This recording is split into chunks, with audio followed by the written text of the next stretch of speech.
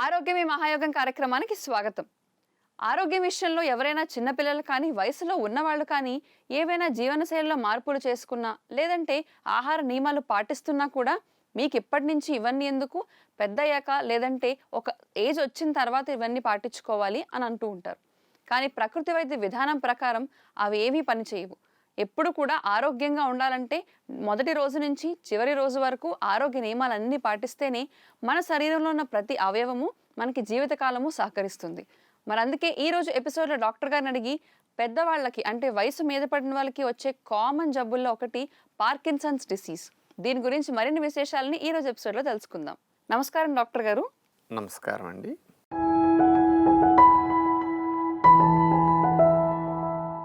Doctor గారు, వయసు పైబడిన వాళ్ళందరికీ కూడా సాధారణంగా ఎక్కువగా వచ్చే డిసీజే పార్కిన్సన్స్ డిసీజ్. మరి అసలు ఈ పార్కిన్సన్స్ అనేది ఎందుకు వస్తుందో మన ప్రేక్షకులకు ఒకసారి వివరిస్తారా? మగవారికే ఎక్కువగా రావడానికి ప్రత్యేక కారణాలు కూడా ఉన్నాయి. అంటే వీళ్ళల్లో జెనెటికల్గా ఆ డిఎన్ఏలో ఉన్న కొన్ని మార్పుల కారణంగా స్త్రీల కంటే పురుషులకు ఎక్కువగా వచ్చే అవకాశం ఉంది. ఇది 50-60 ఏళ్ళు పైబడిన పెద్దలకు మాత్రమే వచ్చే అవకాశం ఉంటుంది. ఇది సహజంగా మెదడుకు సంబంధించిన వ్యాధి. ఈ పార్కిన్సన్స్ అనే సమస్య రావడానికి కారణం ప్రధానంగా తీసుకుంటే మానసిక ఒత్తిడి, స్ట్రెస్, టెన్షన్స్ ఎక్కువగా ఉండే వారిలో ఎక్కువగా వచ్చే ఛాన్సెస్ ఉన్నాయి. మనసు బాగోకపోవటం, ఎక్కువగా దుఃఖముగా ఉండటం, ఆందోళన చెందటం, కొన్ని రకాలుగా ఉత్పత్తి అవ్వాల్సిన మంచి హార్మోన్స్, సంతోషాన్ని ఆనందాన్ని కలిగించే హార్మోన్ల ఉత్పత్తి సరిగా లేకపోవటం, ఒత్తిడి వల్ల బ్యాడ్ హార్మోన్స్ ఎక్కువ రిలీజ్ అవ్వటం వల్ల వచ్చే ప్రధాన సమస్య. వారసత్వంగాను వస్తుంది, స్ట్రెస్ వల్ల వస్తుంది. కొన్ని రకాలుగా కొంతమందికి హెడ్ ఇంజురీస్లో కూడా వచ్చే అవకాశాలు రేరుగా ఉంటాయన్నమాట.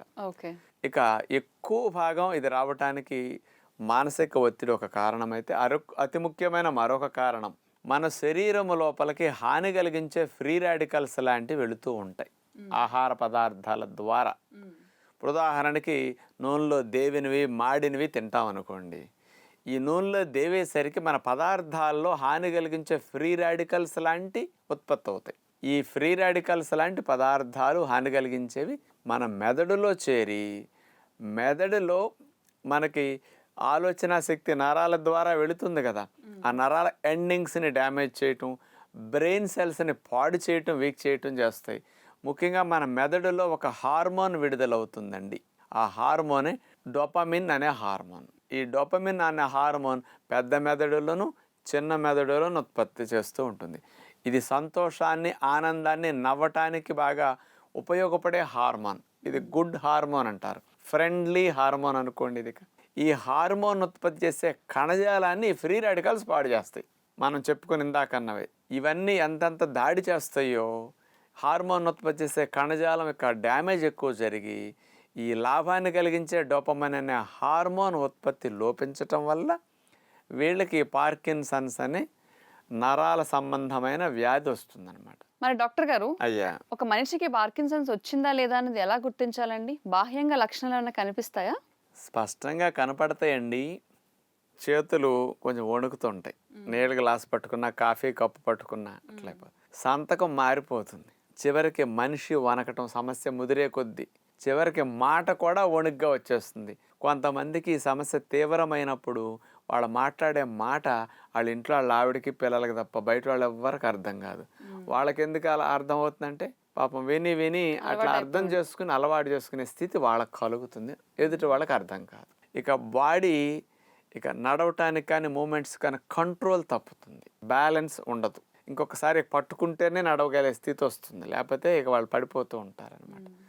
ఇక ఎక్స్ప్రెషన్స్లో కూడా కళ్ళు ఆర్పరు, అట్టగా చూస్తారు. ఫీలింగ్స్ సరిగా ఉండవు. ఫేస్ ఫీలింగ్స్ మాట్లాడే విధానాన్ని మారుతాయి కదా, సంతోషమో దుఃఖమో నవ్వో ఇంకో రకం. ఇట్లాంటి ఫీలింగ్స్లో మార్పు వాళ్ళకి ఏమీ రాదనమాట. అట్లాగే ఈ ఆలోచించే శక్తి ఇది కూడా తగ్గుతుంది వాళ్ళకి. కొంతమంది ఏడవటం, కంట తడిపెట్టుకోవటం, ఊరికి దుఃఖపట్టం ఎక్కువ చేస్తూ ఉంటారు. ఇలాంటి సమస్య వచ్చినప్పుడు డిప్రెషన్కి గురయ్యే అవకాశం ఉంటుంది సహజంగా. ఈ లక్షణాలతో పాటు వీళ్ళకి డిప్రెషన్ కూడా ఆటోమేటిక్గా వచ్చేస్తూ ఉంటుంది అనమాట. ఇట్లా గ్లాస్ ఇట్లా పట్టుకుని తాగలేరు, ముద్దిట్లా కలుపుకుని ఇట్లా తినలేరని ఇట్లా పెట్టుకునేలో పడిపోతాయి అనమాట. ఇట్లా సమస్య ముదిరితే ఇట్లా ఉంటుంది. మరి డాక్టర్ గారు ఇంత పెద్ద సమస్యకి నివారణ చర్యలు ఏమైనా ఉంటాయండి? అంటే వచ్చాక అసలు తగ్గుతుందా పార్కిన్సన్స్? మెదడు కణాలు ఒకసారి డ్యామేజ్ అయినా రిపేర్ కావు, చనిపోయినా తిరిగి పుట్టవు. వాటికి 150 సంవత్సరాల ఆయుర్దాయం. మిగతా అవయవాలన్నీ కాస్త రిపేర్ అవుతాయి, కణాలు చచ్చిపోతే కొత్త కణాలు పడతాయి, ఆటోమేటిక్గా ఏదైనా డ్యామేజ్ని కవర్ చేసుకోగలుగుతాయి. దీనికి మాత్రం అది లేదు. అందుకని దీంతో మనం ఆటలు ఆడుకోకూడదు. తాత్కాలిక ఉపశమనమే తప్ప పర్మనెంట్ సొల్యూషన్ లేదు. కానీ అన్ని వైద్య విధానాల కంటే మనం చెప్పేది ఇంకో 50% 40% ఎక్కువ ఫలితాన్ని ఇస్తుంది. ఇక ఈ ఆహార నియమాలు పాటిస్తడం వల్ల ఇంకా ఫర్దర్ డ్యామేజ్ అవ్వకుండా, రోగం పెరగకుండా ఆపుకోవచ్చు. ఉన్నదాన్ని ఒక 30% 40% ఇంప్రూవ్మెంట్ తీసుకురావచ్చు. దీనికి ఆహార నియమాలు, ప్రాణాయామం, మెడిటేషన్ ముఖ్యంగా చేయాలి. మెయిన్ సంతోషంగా ఆనందంగా ఉండేటట్టు చేయాలి. వాళ్ళకి టెన్షన్ కలిగించే మన ఇంట్లో వాళ్ళు ఎవరేమీ చేయకూడదు. Okay. Vitamin A, vitamin C, vitamin E, zinc, selenium ఇలాంటివన్నీ పవర్ఫుల్ యాంటీ ఆక్సిడెంట్స్లో ఉపయోగపడతాయి. అంటే జబ్బులు బారిన పడకుండా కణాలని రిపేర్ చేసుకోవడానికి హెల్ప్ చేస్తాయి. అందుకని ఇలాంటి పోషకాలన్నీ ఉన్నాయి తింటే ఆ ఫ్రీ రాడికల్స్ మన మెదడు కణాలని డ్యామేజ్ చేసే డ్యామేజ్ని ఎదుర్కొంటాయి అన్నమాట. అన్నిటికంటే ముఖ్యంగా మెదడుకు బ్రహ్మాండంగా ఉపయోగపడేది walnut. Okay. Powerful antioxidants ఇందులో ఉన్నాయి. omega-3 ఫ్యాటీ యాసిడ్స్ ఉంటాయి. ఇవన్నీ ఈ ఫ్రీ రాడికల్ డ్యామేజ్ని తట్టుకునేటట్టు చేస్తాయి అన్నమాట. విటమిన్ ఈ బాగా ఉంటుందన్నమాట. ఈ డైట్ ప్లస్ మెడిటేషన్ ఈ రెండు చేసుకుంటూ ఉంటే చాలు. జబ్బుని ఇప్పుడు మీద 40-30% 50% తగ్గించవచ్చు. ఇంగ్లీష్ వైద్యంలో ఇచ్చే మందులు మాత్రం కంపల్సరీ వెయ్యాలి. అది ఆపొద్దు. కనీసం అది కొంత కంట్రోల్ చేస్తుంది. మందు మానేసి మాత్రం ఇది చేయకూడదు. మందు వేసుకుంటేనే చేయాలి. దానివల్ల నష్టం అయితే ఏమీ ఉండదు, లాభమే తప్ప. విన్నారు కదండి, సాధారణంగా పెద్ద వయసు వాళ్ళకు వచ్చే పార్కిన్సన్స్ డిసీజ్ గురించి డాక్టర్ గారు ఎంతో చక్కని వివరణ అందించారు. మరి అది రాకుండా నివారించుకునే మార్గాలు తప్ప వస్తే అంత త్వరగా తగ్గదని కూడా చెప్పారు. కాబట్టి ఆరోగ్యం పైన దృష్టి పెట్టి రాకుండా నివారించుకోవడానికే ప్రయత్నించండి.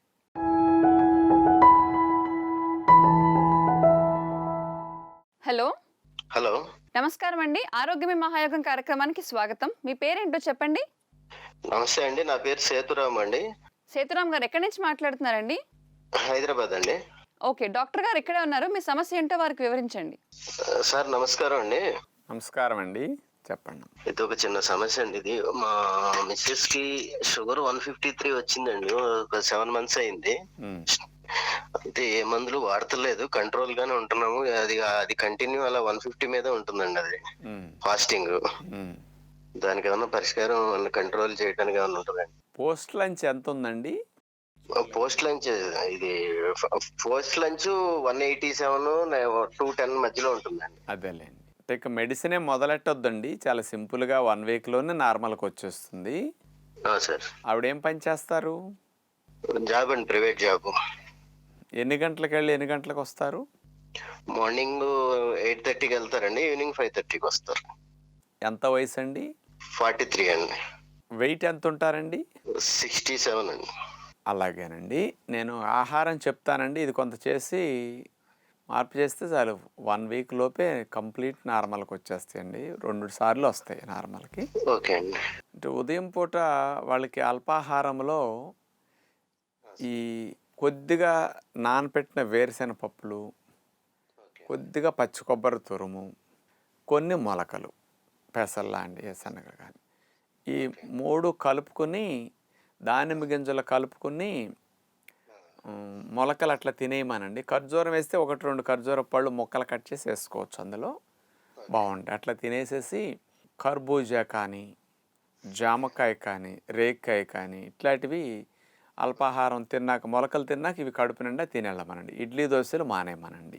ఉదయం పూట ఒక 1/2 hour అన్నా ఏదన్నా వ్యాయామాలు, వార్మింగ్ అప్స్, సూర్య నమస్కారాలు చేస్తే మంచిది. మధ్యాహ్నం లంచ్లోకి మల్టీగ్రెయిన్ పిండి పుల్కా ఏదన్నా 1 లేదా 2 పెట్టుకోమనండి. సాయంకాలం పూట 5ంటికి కొబ్బరి నీళ్ళు అట్లాంటి ఒక బండం తాగొచ్చండి. వాళ్ళకి మంచిది, అది షుగర్ పెరగదు. 6-6:30 కల్లా ఈ నానపెట్టుకున్న ఎండు విత్తనాలు, ముఖ్యంగా ఈ డ్రై నట్స్లు ఏవైనా పెట్టుకోవచ్చు, మీకు డబ్బులకి ఇబ్బంది. వాల్నట్స్ చాలా మంచిది. 3-4 వెరైటీస్ నానపెట్టుకోమనండి. ఒక్కొక్కటి 10-15 గ్రాముల చొప్పున చాలు. ఆవిడ వెయిట్ కూడా తగ్గాలి కాబట్టి. ఇలాంటివి తినేసి ఒక అరగంట నుంచి గంట వాక్ చేయమనండి డిన్నర్ తిన్నాక. ఓకే అండి. ఇది చేస్తే చాలు. ఎంత 4 days 5 days వితిన్ 1 weekలో నార్మల్కి వచ్చేస్తుందండి. అక్కడి నుంచి అరటి పండ్లు తిన్నా, సీతాఫలాలు వస్తాయి, సీతాఫలం తిన్నా షుగర్ ఏం పెరగదండి. డాక్టర్ గారు, ఈ రోజు మన ప్రేక్షకులందరి కోసం వాళ్ళ ఆరోగ్యాన్ని కాపాడుకోవడానికి ఏదైనా ఒక హెల్త్ టిప్ చెప్తారా? కొంతమందికి గొంతు నొప్పి ఉంటుంది, గుటకేయాలన్నా, మింగాలన్నా, మాట్లాడాలన్నా, సోర్ థ్రోట్ ఇట్లా ఉన్నప్పుడు దాన్ని త్వరగా ఉపశమనం పొందటానికి వేడి నీళ్ళని కాచి చల్లార్చిన తర్వాతే త్రాగాలి. ఎందుకంటే థ్రోట్లో ఇన్ఫెక్షన్ వచ్చినందువల్ల పెయిన్ వస్తున్నది. అక్కడ భాగాలన్నీ కూడా కొంచెం వాచి ఎర్రగా అయిపోయి ఇబ్బంది పడుతూ ఉంటాయి. కాకపోతే కాచి చల్లార్చే నీళ్ళు క్రిములు పోతాయి కాబట్టి అలాంటి కాచి చల్లార్చే నీళ్ళు త్రాగేటప్పుడు వేడివేడిగా త్రాగుతుంటే ఆ వేడికి ఆ మజిల్స్ కానీ భాగంలో కణజాలం కానీ కాస్త రిలాక్స్ అయ్యి పెయిన్ న్యాచురల్గా తగ్గుతుంది. అందుకని కాఫీలాగా నీళ్ళని వేడివేడిగా కొద్ది కొద్దిగా తాగుతూ ఉండాలి. ఇది. రెండవది, నేను ఉప్పు ఎప్పుడూ వాడొద్దు అంటాను కదా, ఇప్పుడు మాత్రం ఉప్పు మీరు వాడుకోవచ్చు. కాస్త వేడివేడి నీళ్ళల్లో గోరువెచ్చగున్న వాటిలో అంత ఉప్పు కలిపేసి ఆ ఉప్పు నీళ్ళు నోట్లో పోసి గార్గిలింగ్ చేసి పోసేస్తే ఆ బ్యాక్టీరియాలో ఏదో ఇన్ఫెక్షన్ వచ్చి ఉంటాయి కదా ఫంగస్లో, మరి దేనివల్ల వైరస్ వల్ల వచ్చిందో ఆ ఇన్ఫెక్షన్ కారణమైన క్రిములు చంపడానికి సాల్ట్ బ్రహ్మాండంగా anti fungal, anti bacterial, anti viral లాగా పనిచేస్తుంది సాల్ట్. చచ్చూరుకుంటాయి సాల్ట్లో ఏ క్రిములు. పురుగు మందులు కొట్టినా చావని పురుగులు ఉప్పు నీళ్ళు కొడితే చచ్చిపోతాయి మళ్ళీ. ఆ రకంగా క్రిమి సంహారక శక్తి సాల్ట్లో ఉంటుందన్నమాట. అలా గార్గిలింగ్ చేయటం మంచిది. దీనితో పాటు మీరు ఈ పెయిన్ తగ్గేదాకా ఒక 2-3 రోజుల పాటు ఆహారాలు ఏదో తేలిగ్గా తినటం తగ్గించి తినటం వద్దండి. మధ్యాహ్నం పూట ఒక్కసారి భోజనం చేయండి. బాడీలో ఇమ్యూనిటీ యాక్టివ్ అయ్యి ఈ ఇన్ఫెక్షన్ కారణమైన క్రిములు తగ్గించి నొప్పిని ఉపశమనం చక్కగా ఇస్తుందన్నమాట. ఇలా తీసుకోవటం వల్ల ఈ థ్రోట్ పెయిన్ చాలా బాగా తగ్గుతుంది. 10 రోజులు 5-6 రోజులు పట్టేది 2-3 రోజులు 4 రోజుల్లోపే రిలీఫ్ వచ్చేస్తుంది.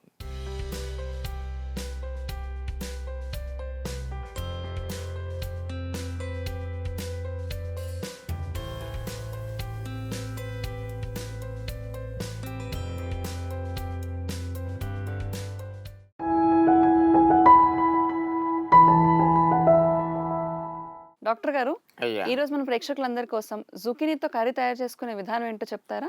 అలాగేనమ్మా. మరి చూపిస్తున్నాం కానీ అన్ని ప్రాంతాల్లో దొరకదమ్మా.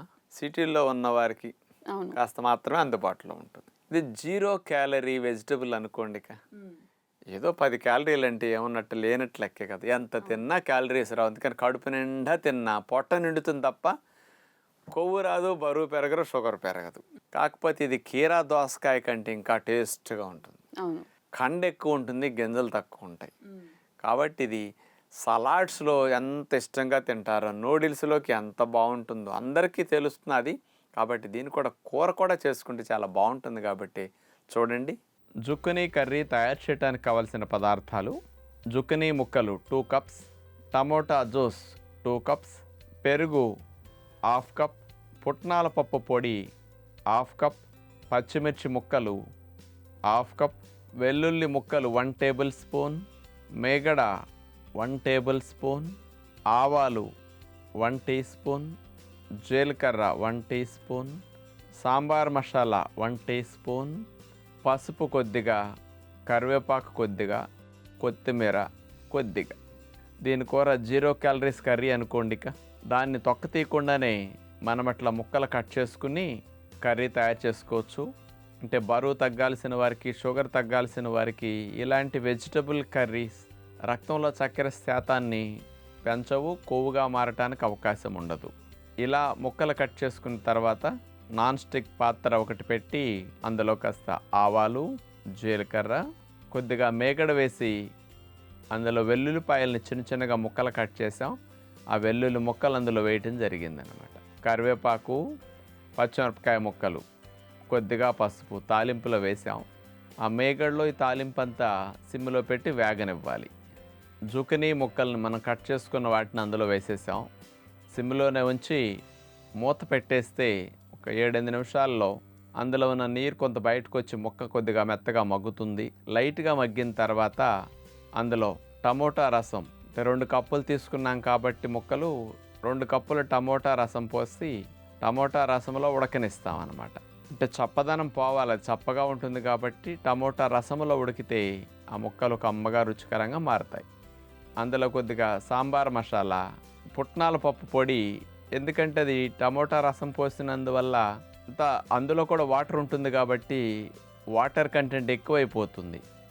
కాస్త గ్రేవీ దగ్గరకు రావడం కోసం పుట్నాల పప్పు పొడేస్తే అది ఆ పొడంతా కూడా వాటర్ని పీల్చేసుకుని కూర గొజ్జుగా దగ్గరకు వస్తుంది అనమాట. అందులో కొంచెం కుర్మా మనం వండుకునేటప్పుడు పెరుగెట్లా వేస్తాం, అలాగే చిక్కటి గట్టి పెరుగుని మనం ఇందులో కొంత వేసేసాం. ఆ గ్రేవీలో పెరుగేసిన తర్వాత పుట్నాల పప్పు పొడేసిన తర్వాత ఒక 5 నిమిషాలు అట్లా ఉంచితే మంచి రుచికరంగా గ్రేవీ జుకినీ ముక్కలు సిద్ధమవుతాయి. ఫైనల్గా కొత్తిమీర డ్రెస్సింగ్. చూస్తారు కదా, 0 క్యాలరీ అనుకోండిక జుకినీ వెజిటబుల్ కర్రీ సిద్ధమైంది. చూసారు కదండి, జుకినీతో కూర తయారు చేసుకునే విధానం ఏంటో. మరి ఈసారి మార్కెట్లో జుకినీ కనిపించినప్పుడు దాన్ని కొనుక్కొని డాక్టర్గా చూపించిన ఈ పద్ధతితో తయారు చేసుకుంటే గనక ఆరోగ్యంగా ఉండే అవకాశాలు ఎక్కువగా ఉంటాయి.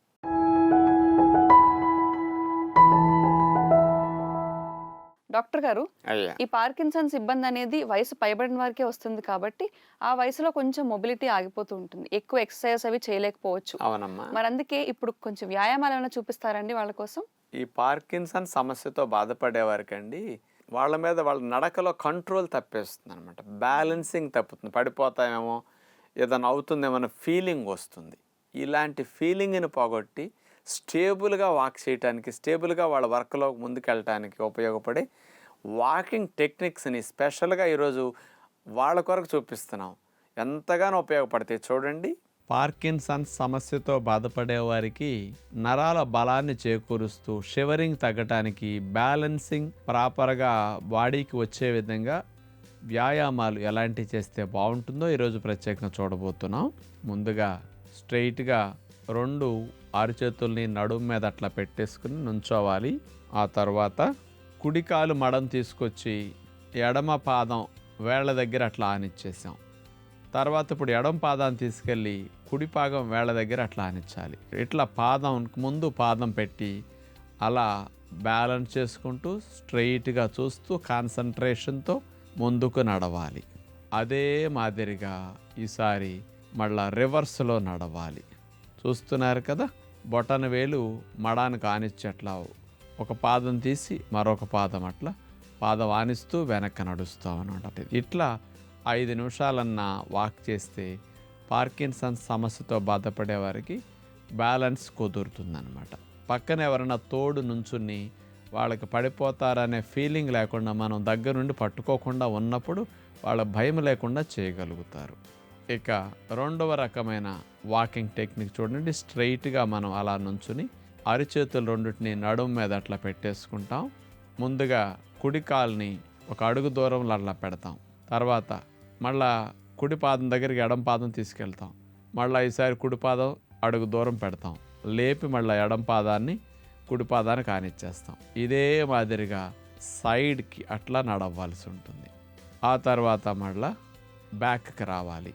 అదే మాదిరిగా ఒక అడుగు దూరంలో కాలు లేపి పాదం ఆనిచ్చి మళ్ళీ ఆ పక్కకి ఇట్లా చేస్తూ ఉంటాం అన్నమాట. ఈ రకంగా వాక్ చేయటం వల్ల బ్యాలెన్సింగ్ బాగా వస్తుంది.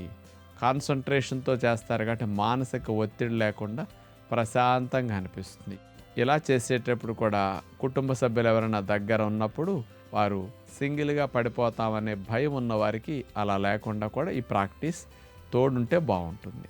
ఇలాంటి వాకింగ్ 2 పూట్ల పావు గంట 20 నిమిషాలు చేపిస్తే చాలా మంచిది పార్కిన్సన్ సమస్యతో బాధపడేవారికి.